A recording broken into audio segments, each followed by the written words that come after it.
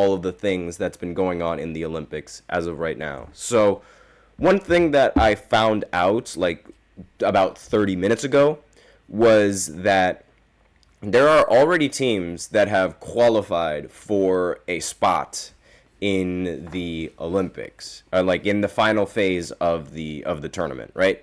So in Group A, both Canada is the only team that has qualified for a spot.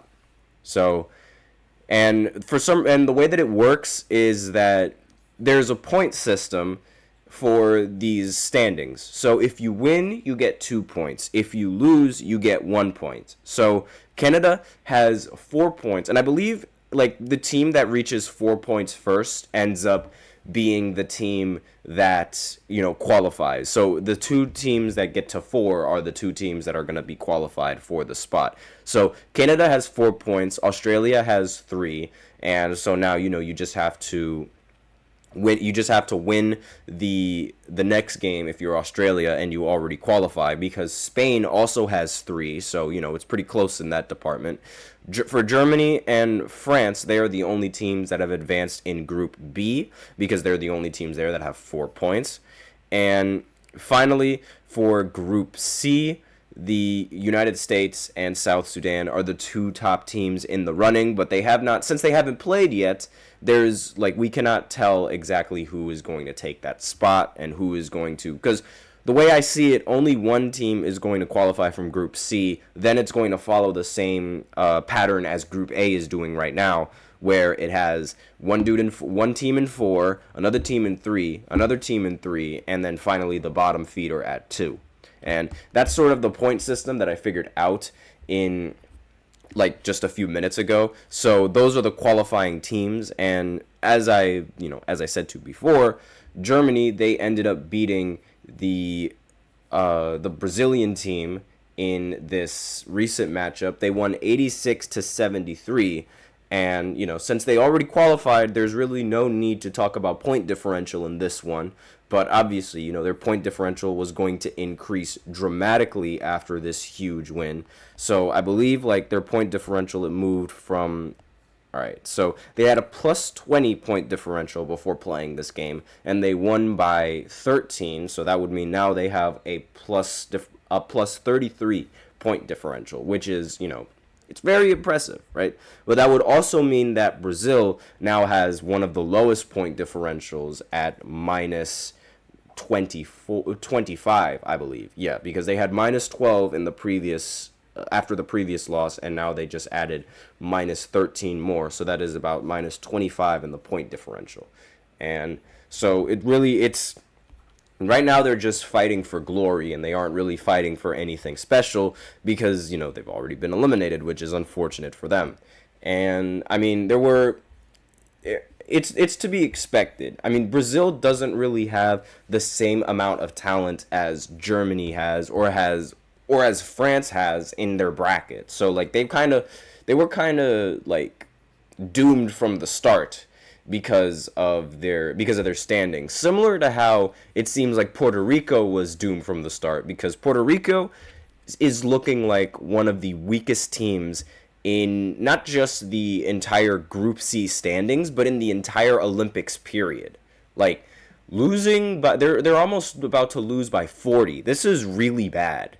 And to make matters worse, their point differential is already in the minus 11. That was their point differential before even going into this game. Now they're going to be just awful. This is going to be terrible for them. Now this also really helps. This matchup also really helps Serbia get back into the race and taking the next spot for the tournament in the Group C standings, because as the Group C standings are right now, it's America, South Sudan, Puerto Rico, and Serbia, right? So that would mean that with this plus 40 point differential, if they win and South Sudan loses, they're going to go ahead and advance into the second seed, all the way from being down in the first seed. But I'll talk about that a little bit more in the next segment, after I believe, yeah, in the fourth segment, once the game finally concludes, because now I'm just like, spitballing right here. So for Germany, Franz Wagner played very, very well. Ended up getting 17 points, 4 rebounds, and 3 assists. And he's been playing phenomenally for Germany throughout the entirety of the Olympic tournament. Same with Dennis Schroeder. Everyone knows that Olympic Dennis Schroeder is a lethal weapon, and they also know that Dennis Schroeder in an NBA team can also be a lethal weapon. So it's like he's one of the few players on the German team that has, NBA experience. Same with Franz Wagner. They both have NBA experience. And Schroeder played a very efficient 20-point game. He was 7 for 13 from the field, was able to get 6 assists on top of those 20 points, which is always great and always what you would expect from a point guard. He did get 5 turnovers, however, but aside from that, doesn't really matter because his production to the team was more than enough to grant them that win. And it's like, since they already qualified, it's like, it's really like it's almost like no point in talking about the rest of the games coming up against Germany or the rest of the games coming up in that specific bracket because of like how the standings are, and just and the fact that everyone in that group has already qualified, and it doesn't really seem like it's really interesting anymore, because it's really not. Like, we already know what team is going to advance and what team is not going to advance, because even if they play against each other, I'm not like, let's say Germany and France play against each other, because that is probably going to be like the only matchup that's really worth seeing after the results of this, of these games ended up playing out. So it's like, it's kind of unfortunate, because that's how, oh wow, okay, Puerto Rico just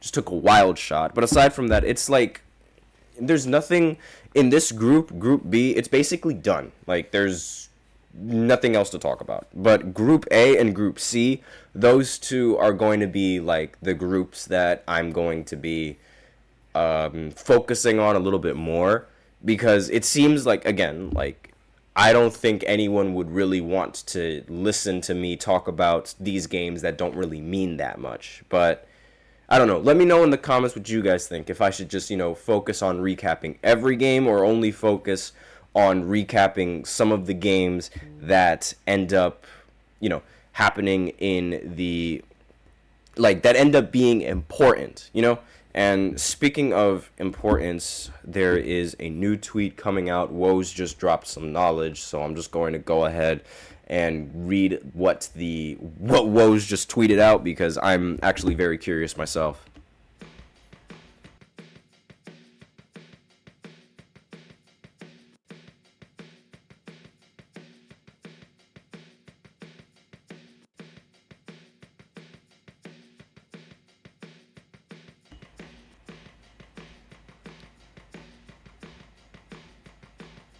All right, so I just found out Luke Kennard has agreed to a new 1-year, $11 million contract to stay with the Memphis Grizzlies.